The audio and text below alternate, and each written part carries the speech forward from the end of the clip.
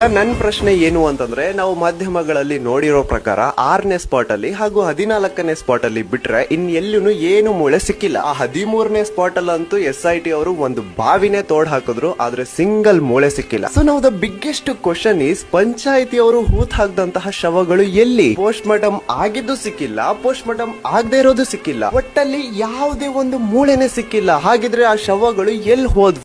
ತಲೆ ಬುರುಡೆ ಬಗ್ಗೆ, ಬುರುಡೆಗಳು ಏನಂತ ಹೇಳಿದ್ರೆ ಅಲ್ಲಿ ಕಾಡು ಹಂದಿಗಳು, ಮುಳ್ಳ ಹಂದಿಗಳು ಮತ್ತೆ ಉಡಾ ಏನಿದೆಯಲ್ಲ, ಉಡಾ ಮತ್ತೆ ಮುಳ್ಳ ಹಂದಿಗೆ ನನಗೂ ಕೂಡ ಗೊತ್ತಿರೋ ಹಂಗೆ, ನಮ್ದು ತೋಟ ಇದೆ ಅವು ಎಲ್ಲ ಏನಂತ, ತಲೆ ಬುರುಡೆ ಅಂದ್ರೆ ಬಹಳ ಇಷ್ಟ ಅವಕ್ಕೆ.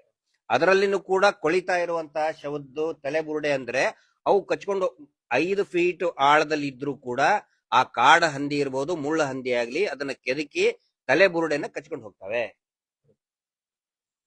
ಅಲ್ವಾ. ಹಿಂಗಾಗಿ ತಲೆ ಬುರುಡೆ ಸಿಕ್ಕರೆ ಅದೊಂದು ಕೌಂಟ್ ಆಗುತ್ತೆ. ತಲೆ ಬುರುಡೆ ಸಿಗದೆ